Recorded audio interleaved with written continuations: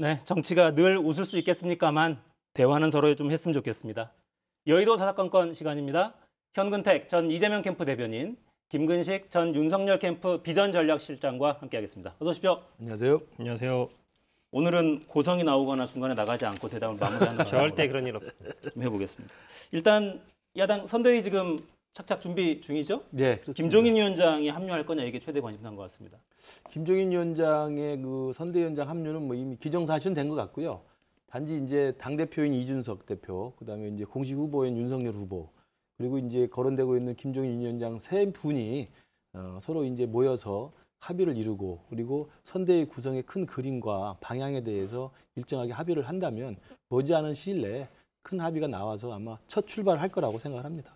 근데 이번 주 초반에 좀 여러 이야기들이 있었잖아요. 뭐 파리 때님 자리사냥꾼이니 네. 캠프에 기존에 참여하셨던 분들 사이에서는 불안감이랄까 이런 것도 좀 있을 것 같긴 한데요. 근데 이제 캠프가 경선 과정에 경선 후보의 캠프였지 않습니까? 그리고 이제 경선이 끝나고 이제는 후보를 중심으로 당 전체의 공식 선대위로 확대 개편되는 거기 때문에 기존의 캠프에서 열심히 일했던 좋은 분들이 옮겨가는 건 뭐 당연하고요. 거기 플러스 이제 같은 경쟁했던 경선 후보들의 좋은 분들이 또 계시지 않습니까?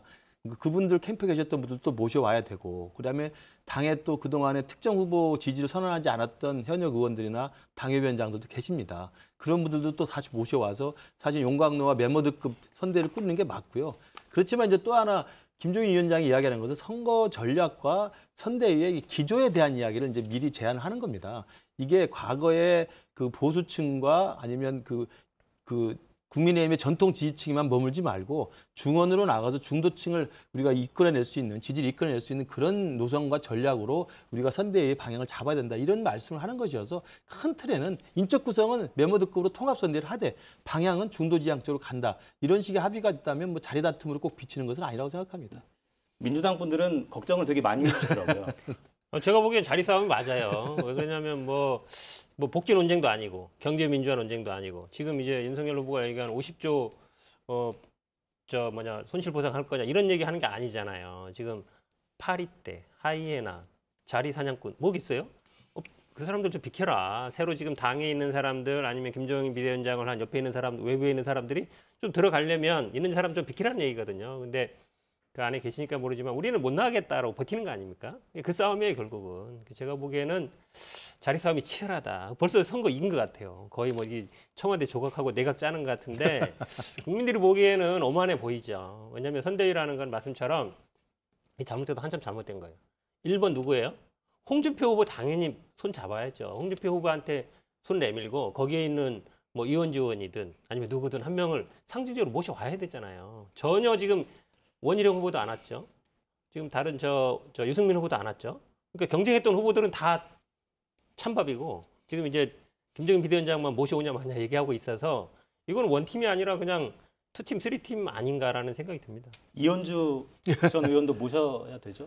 그렇죠. 우리 국민의힘이 또 소중한 자산이시기도 하시고요. 그런데 이제 이원주 의원께서 이제 워낙 경선 과정에서 홍준표 후보의 승리를 좀 지나치게 확신하셨던 것이어서 아마 조금 냉각기가 필요하시지 않을까 싶습니다. 알겠습니다.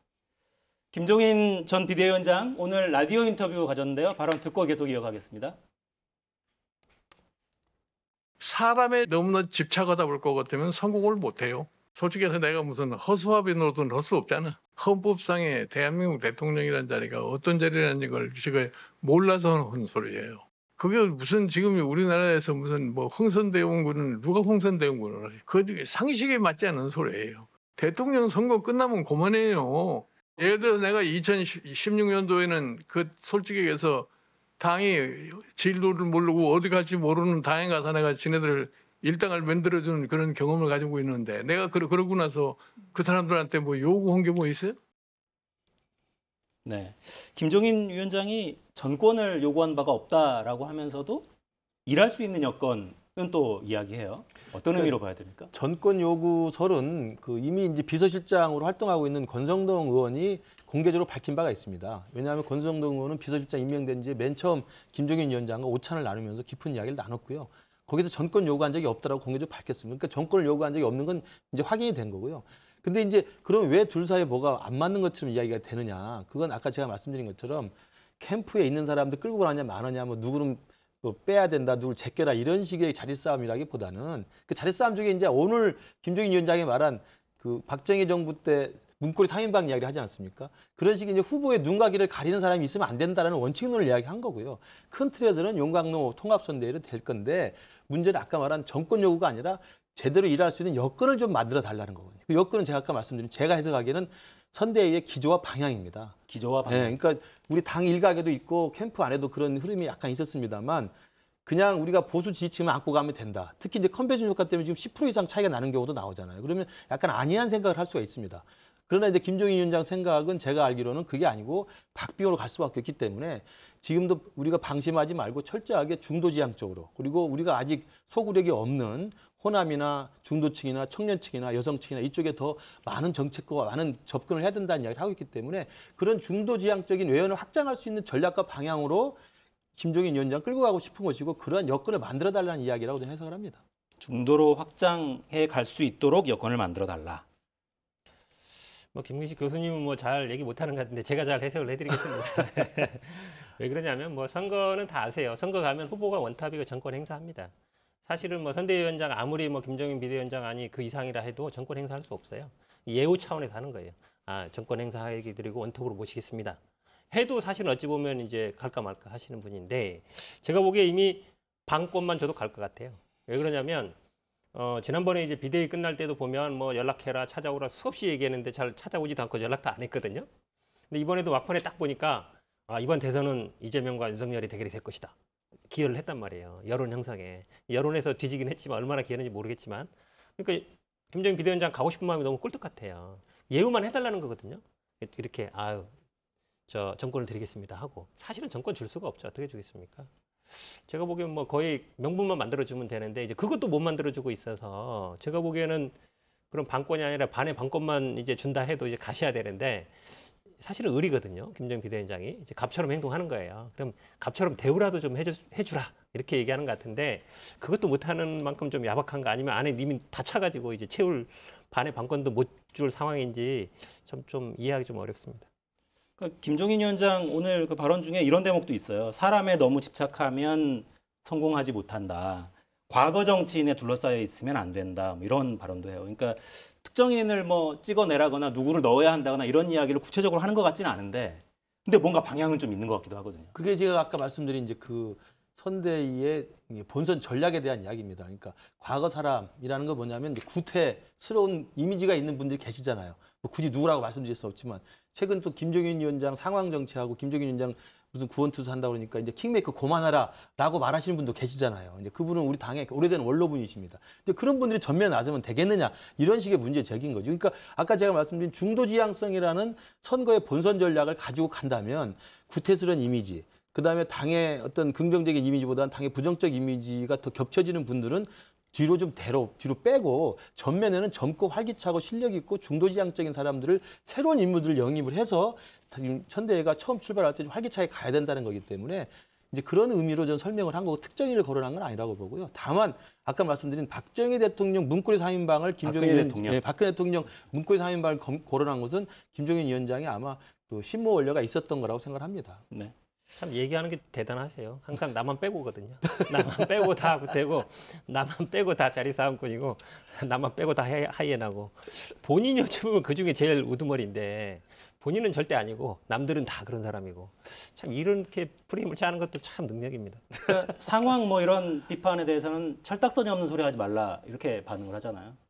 상황 뭐 되려고 해도 될 수가 있겠어요. 제가 보기엔 아마 윤석열 후보 상황은 따로 있는 것 같아요. 아마 뭐 어디 있는지 잘 모르겠지만 뭐 개사가 이 사진도 보면 그렇고 실제로 뭐 후보를 컨트롤하는 게 쉽지 않거든요. 근데 제가 알기로는 후보를 컨트롤할 수 있는 사람이 있어요. 실제로 서초동에 있는 걸 아는데 아무튼 그분을 뛰어넘기는 쉽지 않을 거다.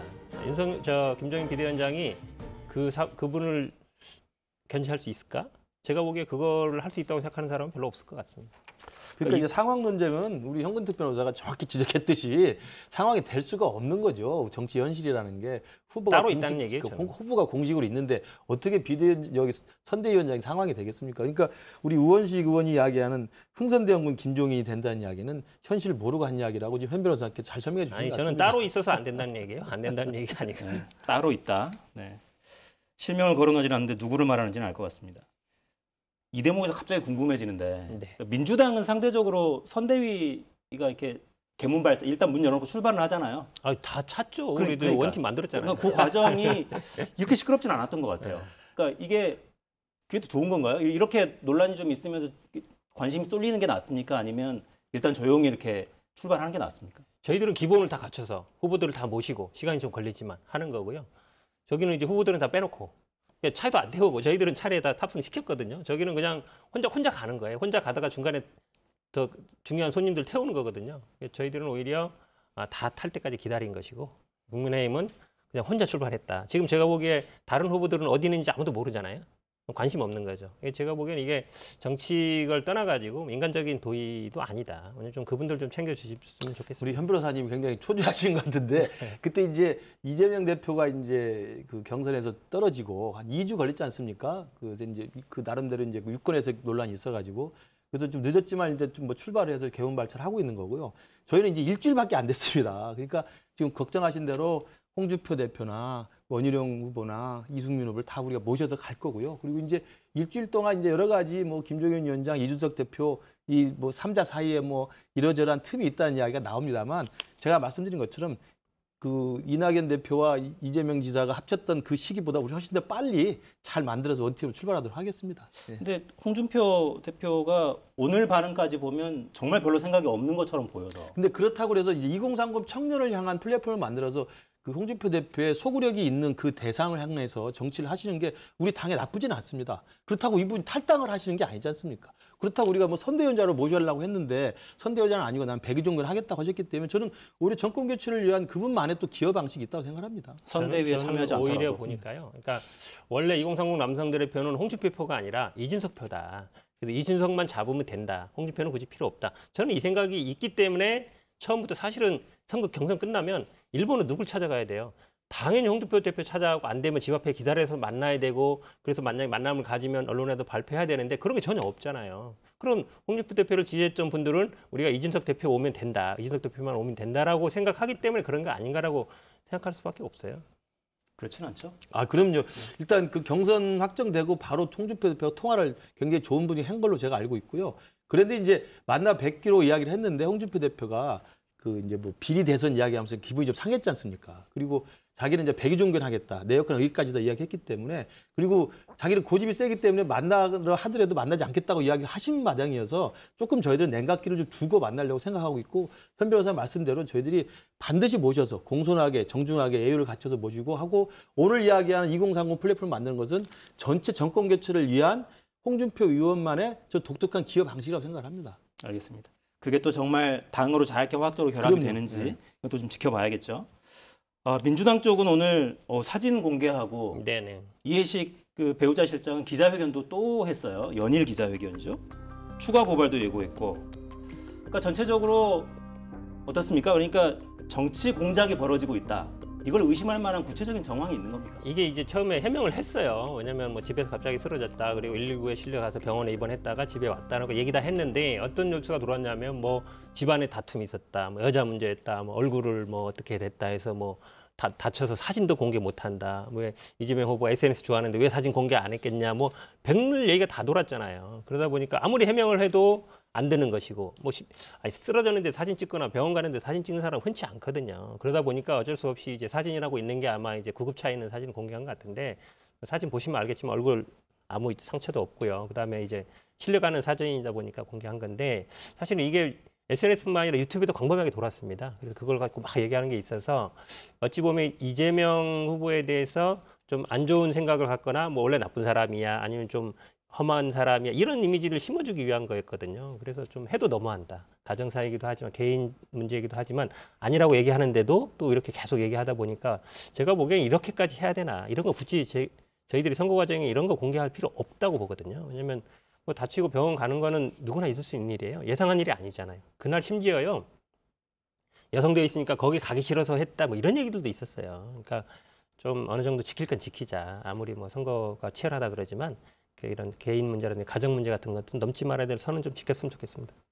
예, 저도 그 100% 동의하고요. 그러니까 그 뭐 양강 구도로 지금 치열한 접전 예상이 되기 때문에 후보를 지지하는 측 입장에서는 이제 상대 후보에 대해서는 온갖 음모와 이제 뭐 추측이 난무한 거고 그것에 이제 이번에 계기가 돼가지고 사실은 이제 도화선이 붙어가지고 사실 일파만파로 퍼졌던 거고요. 저도 사실 저렇게 후보라 하더라도 개인의 사생활이 있는 거 아니겠습니까? 그리고 한밤중에 벌어진 일이고 그리고 부부간의 일이고 그것을 왜 사진을 공개하지 않느냐, 진짜 저게 그 말이 맞느냐, 때린 거 아니니 뭐 이런 식의 추측에 난무해버리면 정치판이 아무리 뭐 정말 적자생존의 그 치열한 정글이라 하더라도 저는 조금 도를 넘었다는 생각이 듭니다. 그래서 그 온라인상에서 네티즌들이 이야기하는 그런 분들의 뭐 합리적 의심을 할 수 있겠지만 그 합리적 의심이 도를 넘어서 후보에 대한 개인적인 어떤 비방이나 아니면 후보자 사생활에 대한 거의 뭐 막가파식 설명을 해버리면 저는 이게 정치 발전상으로도 저는 좋지 않고 한국 정치 누구를 봐서도 이건 좋지 않은 거라고 생각합니다. 네. 근데 이제 오늘 추가 고발을 예고하는 과정에서 그 대목이 좀 눈에 띄어서 네. 뭔가 조직적인 움직임, 뭔가 좀 악의적인 어떤 뭐 이런 게 이게 있다고 그러니까 생각하시는 건지. 자발적으로 한다 그러면 이렇게 확 퍼질 수 있을까? 저도 많이 여러 군데서 받았거든요. 문자도 받고 뭐 텔도 받고 했는데 근데 거의 비슷한 내용이에요. 비슷한 내용이 광범위하게 확 퍼진 게 단순히 개인이 자발적으로 이렇게 한다고 해서 이렇게 삽시간에 뭐 여의도뿐만 아니라 전 국민이 알 정도가 됐었거든요. 그렇게 본다 그러면 이걸 좀 조직적으로 하는 게 아닌가 그런 의심 안 할 수가 없는 거죠. 구체적으로 어떤 세력이다 이렇게까지 추정할 수는 그러면 없지만. 지금은 뭐 저희들 알 수가 없죠. 알겠습니다. 국회에서 촬영된 민주당 회의 자료 이 사진이 또 관심을 좀 끌었어요. 어떤 대목이 있냐면 배우자 그러니까 윤석열 가족 사기단, 윤석열 후보 공세 기조를 강화하는데 가족 사기단 이런 내용 중심으로 하겠다. 이런 내용이 좀 있었습니다. 국민의힘 쪽에서도 뭔가 후보자 또는 후보자 가족을 향한 공세 이 부분은 우려가 있겠습니다, 당연히. 그렇죠. 뭐 그러니까 지금 뭐 윤석열 총장이 검찰총장 재직할 때부터 뭐 장모 그리고 뭐 부인에 대한 이야기, 그다음에 윤석열 본인에 대한 이야기들도 뭐 많은 그 의혹들을 그 권력층에서 계속 제기를 했었고 이거 지금도 수사가 진행 중이지 않습니까? 그렇기 때문에 이제 실제로 이 윤석열 총장에 대한 이 문재인 정부 또는 민주당 측에서의 어떤 정치적 공세는 전 지속될 거라고 봅니다. 근데 이제 제가 하나 문제를 제기하는 것은 그 마이크께서 말씀하신 저 사진이 더불어민주당 정책조정회의예요. 그러니까 지금 예산 심의를 좀 하고 있는 상황이고 그래서 정책조정회의에 그런 내용이 안건의 한 부분을 올라와 있다는 것은 이게 진짜 정치의 계절이 맞긴 맞나 보다. 대선이 본격화되는 거라는 생각을 하고 있지만 좀 씁쓸하다고 생각하는 게 정책조정회의는 그런 민주당이 집권 여당으로서 어떤 정책들을 논의해서 어떻게 결정을 할 것인가에 대한 이야기를 하면 되는데 가족 사기단, 그다음에 윤석열 후보 공세 기조 강화 이런 게 있으면 이거 거의 제가 느끼기에는 캠프의 어떤 비밀 문서 같다는 생각이 듭니다. 그래서 저런 부분은 좀 앞으로는 서로가 아까 제가 그 이재명 후보 부인에 대한 온갖 억측과 음모론에 대해서도 제 입장에서 그건 심했다라고 말씀을 드리는 것처럼 저는 민주당도 공당이고 집권당인데 저렇게 좀 사진이 찍히는 그 정책조정회의에서 저런 식의 문구가 들어있는 건 좀 제가 볼 때 좀 실수하지 않았나 생각이 드네요. 근데 민주당 입장에서는 저런 이재명 후보의 부인 부상과 관련한 단순한 루머 이것과는 차원이 다르다 이렇게 보시는 거죠? 제가 딱 그 말 하려고 그러는데 하시는데 왜 그러냐면 이건 뭐 어떻게 때렸다 아니면 다쳤다 이거하고 좀 다르잖아요. 이건 공적인 영역의 문제입니다. 이미 수사 과정이고 아마 윤석열 후보 부인은 고민이 많으실 거예요. 왜냐하면 이게 지금 뭐 소환한다는 얘기도 금방 들리고요. 도이치모터스 사장도 뭐 이제 소환 조사한다 하는데 저는 문제가 뭐냐면 그분이 이제 동거래 한 분이 있어요. 이모 씨라고. 그분이 이제 구속영장 청구다가 어디 도피했거든요. 한 달 넘었어요. 근데 동거래한 사람이 만약에 조사 안 받거나 구속이 안 되면 이분이 나왔을 때 나는 몰랐습니다. 저는 주가 조작한지 몰랐어요. 했을 때 입증할 방법이 없어요. 근데 우리나라는 그렇게 큰 나라가 아니에요. 한 달 동안 어디 뭐 외국 도망간 게 아니면 못 찾을 수 없거든요. 검찰이 사실은 그분을 먼저 이모 씨를 먼저 소환 조사하고 구속하고 그 다음에 그분을 통해서 이제 이 부인 소환하고 조사를 해야 되는데 저는 이분을 안 찾는 건지 못 찾는 건지 사실은 우리나라 한 달이면요 주변 사람 쭉 탐문하고 핸드폰 쭉 조사하면은 일주일이면 어디 숨어 있어도 다 찾습니다. 웬만하면. 그래서 저는 빨리 도망간 선수 이모 씨 빨리 찾아서 구속시키고 그 다음에 이제 부인 소환해야 된다 이렇게 보고 있습니다. 예, 검찰의 수사를 뭐 우리는 지켜볼 수밖에 없는 우리가 의뢰 입장이니까요. 뭐 검찰이 수사를 하고 뭐 구속을 하고 이런 거야 뭐 혐의가 있으면 하는 거죠. 근데 뭐 말씀하신 것처럼 그 중요한 사람을 검찰이 왜 안 찾는지 제가 잘 모르겠습니다. 그 윤석열 후보의 온갖 그 신변 주변에 대한 여러 가지 의혹들을 제기해놓고 이잡듯이 하고 있는데 그분을 빨리 잡기를 바라고요. 잡아서 명명백백하게 진상을 규명했으면 좋겠습니다. 어디 빼돌린 건 아니에요? 우리가 어떻게 뼈돌림이 있습니까? 지금 검찰이 칼자를 쥐고 있는 쪽 검찰 쪽인데 빨리 잡으라고 하십시오. 네, 그러니까 민주당에서는 본부장 의혹이라고 하더군요. 네. 본인, 부인, 장모 합쳐서 이걸 또 어떻게 풀어갈지. 비단 주머니 1호는 크라켄이었어요. 네, 맞습니다.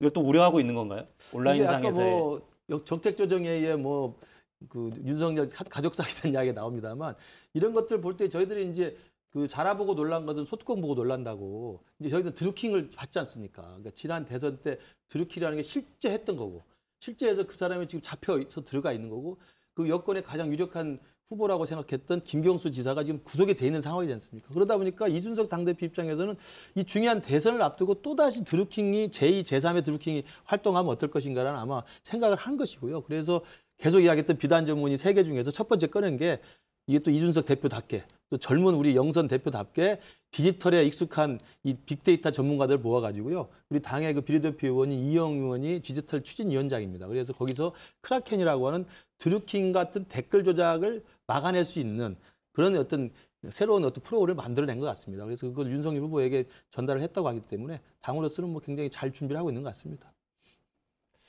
제가 보기에는 뭐 사실은 막는다면 그걸 할 수도 있는 거거든요. 저희는 전혀 생각 안 하고 있는데 요즘 그런 일도 있었고 한데 다시 하겠어요. 그러니까 지금 댓글 환경 보시면 아시겠지만 절대 저희들한테 유리하지 않거든요. 댓글 보면 거의 불리하게 돌아오고 있습니다. 근데 거기서 뭘 얼마나 더 막하겠다는 건 잘 모르겠어요. 불리한 댓글을 더 다시겠다는 건지 사실은 이 댓글 다는 논쟁은요 이제 끝났습니다. 지금 댓글 선거가 아니고요. SNS도 보다도 뭐 유튜브라든지 이쪽으로 가고 있기 때문에 이준석 대표가 사실은 복주머니 3개 준다고 했는데 다들 궁금해했어요. 뭘 줄까? 이번에 2개밖에 안 줬거든요. 하나는 마지막 남겨놨는데 그건 아마 당선되면 줄 것 같은데 저는 그냥 명분상 하는 얘기다. 실제로 뭐 이거를 뭐 준비해서 뭐 작업하고 그럴 것 같지는 않습니다. 알겠습니다. 댓글 가지고 선거를 치르는 게 아니라 민생과 정책으로 좀 갔으면 좋겠다. 이런 바람을 좀 가지면서요. 오늘 이재명 후보는 버스를 타고 민생 현장 투어에 나섰습니다. 버스 이름이 매주 타는 민생버스를 줄여서 메타버스. 가상 공간이 아니고요. 첫 행선지는 부산, 울산, 경남 이쪽을 향했습니다. 영상 보겠습니다.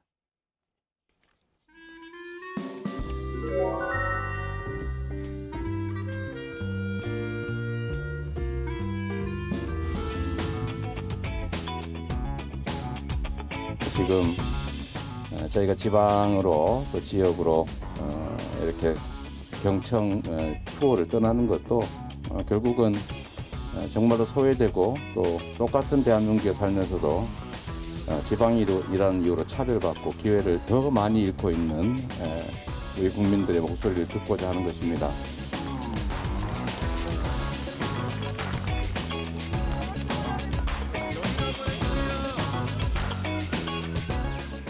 자, 이것부터 좀 여쭤보겠습니다. 첫 행선지가 왜 PK입니까? 부울경이 항상, 그러니까 사실은 TK는 저희들이 좀 불리하고요. 부울경에서 저희들이 목표하는 게 있습니다. 한 40% 정도만 하면 이긴다 하는 게 있거든요. 왜냐하면 안 그럴 경우에는 거기서 예를 들어서 한 20%대 머문다. 그러면 이제 지거든요. 그러니까 캐스팅 프로토콜을 하는 거죠. 그런 만큼 중요한 것이고 아마 오늘 내일 모레 이제 부울경 쪽 일정 잡았는데요. 그러니까 지역적으로는 부울경이고 또 물론 거기에 가면 당연히 전통시장도 가고 산업체가 많으니까 산업체도 갑니다만 그 중에서 청년 세대, 그다음 스타트업 하는 분들 이제 그런 분 찾아가겠다는 거라서 지역적으로도 의미가 크고 그다음에 세대별로도 크고요. 또 마지막 날에는 이제 아마 뭐 거제, 뭐 옥포, 조선이라든지 사실 최근에 좀 살아나고 있습니다만 실업 문제라는 것도 굉장히 크거든요. 이제 그런 분에 집중하겠다. 결국은 크게 보면 민생 투어 의 시작이고 그다음에 부울경, 그다음에 젊은 세대를 공략하겠다 이런 어떤 목표를 가진 행보라고 보겠습니다. 네. 안방 깊숙이 지금 들어오는 건데. 당연히 뭐 본선 들어오면 유력한 대선 후보든 전국을 다 훑고 다니죠. 그리고 어제 그제 그 윤석열 후보는 그래서 호남 들렸다가 봉하마을 가지 않았습니까? 물론 이제 늦게 출발한 공식 후보기 때문에 전직 대통령을 또 찾아뵙는 건 당연한 의무고요. 그래서 이제 그렇지만 그 과정에서도 호남과 영남이라는 통합의 어떤 메시지를 발신을 하고 그리고 또 DJ한테 가서는 이 통합의 정신 그리고 노무현 대통령한테 가서는 이 기득권과 반칙이 없는 세상에 대한 이야기를 하고 서민적인 대통령 이야기를 했단 말입니다. 그러니까 후보들은 하루하루 일정이라는 게 일정 자체가 메시지라고 생각을 합니다. 그런 의미에서 보면 지금 말씀하신 것처럼 메타버스, 아주 이름은 제가 볼 때 잘 지은 것 같은데요. 저희들도 저렇게 이름을 좀 멋지게 하나 지어야 될 것 같은데 그 메타버스를 타고 부울경을 가는 것은 말씀하신 대로 이재명 후보의 지역적으로 가장 취약한 데가 영남 중에서는 이제 PK 지역이 가장 취약하다기보다는 가장 관건적인 데죠. 사활적인 데이기 때문에 거기를 찾는 건 뭐 당연한 수순이라고 보고, 그러나 이제 가서 누구를 만나서 어떤 사람들에게 어떤 이야기를 후보가 발신할지를 또 두고 봐야 될 것 같습니다. 주로 그러니까 청년 관련한 일정이 정말 많긴 많더라고요. 네네, 맞습니다. 뭐 캠핑을 같이 하기도 하고, 그러니까 그쪽에서 주로 이제 듣는 방향으로 진행을 하는 거죠. 그렇죠. 영화도 보기도 하고 그다음에 뭐 스타트업 하시는 분을 만나기도 하고 그런 건데, 지금 사실은 뭐 40대, 50대 같은 경우는 민주당 거의 지지자고요. 60대, 70대는 국민의힘 거의 지지자입니다. 물론 비율 차이는 있겠지만, 근데 20대, 30대는 과거에는 민주당 지지였다가 최근에 이제 서울시장 선거나 거치면서는 이제 국민의힘 지지로 많이 갔어요. 그런데 이번에 이제 아마 경선 지나고 나면서 보니까 윤석열 후보 지지하기는 쉽지 않고, 그러니까 민주당도 어찌 보면 당연히 과거에 우리 팬이었으니까 돌려놔야지 이 생각 안 할 수가 없는 거잖아요. 그러니까 또 2030의 특징이 그렇습니다. 그러니까 어느 정당에 뭐 이념적이진 않고 본인들의 어디가 도움이 되느냐 실용적으로 판단을 하거든요. 그리고 이분들은 이제 후보가 마음에 들면 투표를 하지만 후보가 마음에 안 들 때는 투표를 안 해요. 어찌 보면 굉장히 중요한 캐스팅 보트 역할을 하시는 분이죠. 그러니까 당연히 뭐 저희들도 마찬가지고 국민의힘도 마찬가지로 아마 2030 표를 잡기 위한 치열한 싸움이, 제가 보기에는 아마 이념이나 중도, 세대 이렇게 나눈다 그러면 이번에는 지역적인 구도는 좀 약해지고 이념적인 구도도 더 약해졌는데, 이 세대, 특히 2030에 대한 이 어떤 타겟으로 한 정책이라든지 공약이라든지 아니면 이런 것들은 아마 저희나 뭐 국민의힘이나 아주 많이 늘어날 걸로 보고 있습니다. 근데 2030 이야기하는 거는 좋고 당연하고 꼭 해야 되는 것들이긴 한데, 그러니까 왠지 좀 2030 남성 쪽으로 좀 네, 논의가 네. 기울어가는 건 아닌가 이런 우려들도 좀 있습니다. 그러니까 여성가족부에 관한 입장들도 좀 그렇고, 요런 우려에 대해서는 어떤 답을 좀 주시겠어요? 그러니까 2030 중에서도 왜 남성에게만 주목하느냐? 저희 국민의 입장에서는 이제 그렇습니다. 그 여론조사를 해보면 20대 여성분들은 우리 윤석열 후보에 대한 지지가 정말 높지 않아요. 근데 20대 남성들은 홍준표 후보에 대해서 굉장히 지지를 했었고, 또 이준석 대표로 상징되는 젊은이들의 어떤 그 정치적인 자산들이 있습니다. 그러면 그 후보 입장에서 표를 이렇게 끌어온다는 전략적 계산을 해보면 20대 여성분들이 아무리 노력해도 오지 않는다고 한다면 일단은 후순위로 돌릴 수밖에 없는 거죠. 그러면 우선 우리가 충분히 지지를 얻을 수 있는 가능한 대상으로서의 20대 남성분들을 먼저 소굴에 있는 정책이라든지 또 더 가까이 접근할 수 있는 여러 가지 행사들을 통해서 민심을 좀 가져올 수 있는 역할들을 하는 것이고, 그렇기 때문에 홍준표 대표도 소중하고 이준석 대표도 소중한 것이라고 생각을 합니다. 그렇지만 그럼에도 불구하고 대통령 후보기 때문에 저희들은 청년 공약도 발표를 했습니다만, 대통령 후보기 때문에 세대나 젠더에 치우친 일방적이고 좀 파퓰리스트적인 정책을 내놓으면 안 되는 겁니다. 그러니까 이대남이 소중하고 이대녀는 우리가 소홀히 취급해도 된다라고 해서 이대남의 입맛에만 맞는 정책을 내놓는 것은 대통령으로서는 할 수 없는 거거든요. 그런 면에서는 저는 이대남과 이대녀를 갈라치기 하는 그런 젠더를 갈등을 부추기고 분열을 조장하는 그런 식의 공약이나 접근은 저는 해서는 안 된다고 생각합니다. 그러니까 그 오늘 공개한 그 사진에도 보면 해시태그를 페밀리스트라고 달았더라고요. 네네. 그러니까 그게 페미니스트가 아니라 가족을 중시하는 페밀리스트, 네. 그러니까 이런 개념으로 만들어진 용어인데, 물론 그런 뜻으로 쓰신 건 아닌 것 같긴 합니다만 오늘은 그러니까 그런 우려가 존재하는 건 분명한 것 같아요. 그런데 사실 어찌 보면 이거를 이제 20, 30대 남성이냐 여성이냐로 구분 지으면 안 된다는 얘기는 저도 동의합니다. 그런데 이제 그동안 민주당 입장에서 보면 2030 남성들의 목소리는 거의 관심을 안 가졌었어요. 말씀하신 것처럼 어찌 보면 그분들이 계속 하던 얘기가 보면 민주당은 너무 페미니즘에 치우쳐져 있다. 그리고 그걸 상징하는 분들이 전면에 나서고 있다. 이런 얘기를 항상 해왔거든요. 어찌 보면 저희 입장에서는 처음으로 관심을 갖기 시작한 거예요. 이분들이 뭔 얘기를 하나. 뭐 지금 이재명 후보가 공유한 글도 보면요. 반 정도는 민주당 비판하는 글입니다. 민주당 지방선거 주고 총선이 이고 대선도 이겼는데 한 게 뭐 있냐. 180석 갖고 한 게 뭐 있냐. 그다음에 또 얘기하는 거 보면 586을 굉장히 비판합니다. 20대, 30대들이. 586 정치 30년 동안 30대 중반에 들어와서 20년 동안 정치하고 있는데 한 게 뭐 있냐 하는 얘기거든요. 뼈 아픈 얘기예요, 사실은. 그 다음에 이제 일부 이제 남성들의 얘기처럼 뭐 여가부 문제라든지 할당제 문제도 얘기하고 있어서 저희들 입장에서는 이제야 좀 관심을 갖기 시작한 거다. 그동안 어찌 보면 여기도 저도 이제 들어가서 보거든요. 거의 이준석 동무대. 그 다음에 이제 홍준표 동무대였거든요. 제가 보기에는 이제야 이제 민주당 후보들이 좀 관심 갖기 시작한 거라서 이거는 남녀를 갈라치게 하는 게 아니라 저희들은 그 사람 분들의 목소리도 듣겠다. 이 정도 입장입니다.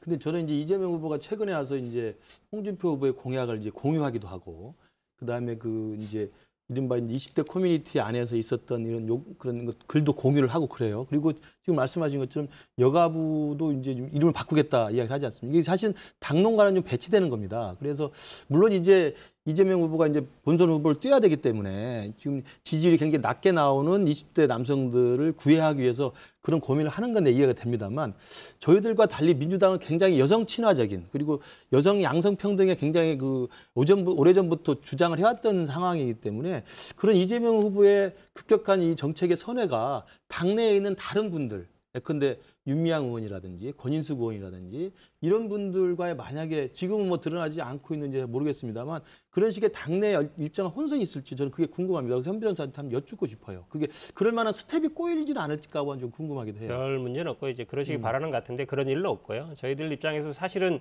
그동안 어찌 보면 논의에서 제외돼 왔던, 터부시 왔던, 이거는 얘기할 수 없는 문제로 왔던 걸 얘기하는 거라서 사실은 이 선거 과정이라는 게 그러라고 있는 거거든요. 그동안에 안 했던 거라도 관심 안 갖던 관심 갖는 부분이라 급격하게 확 움직이는 건 아니고요. 저희들이 어찌 보면 관심 없던 구조를 관심 갖는 구조라서 저도 이제 들어가서 봅니다. 이제 저도 고민이 여기가 들어가서 글을 써볼까 고민하고 있어서 이거 보면 합리적인 부분도 분명히 있어요. 합리적인 부분 당연히 받아들여야 되죠. 근데 만약에 예를 들어서 과격한 얘기도 있습니다. 그런 건 받을 수 없는 거죠. 이제 그 정도라고 보시면 되겠습니다. 네.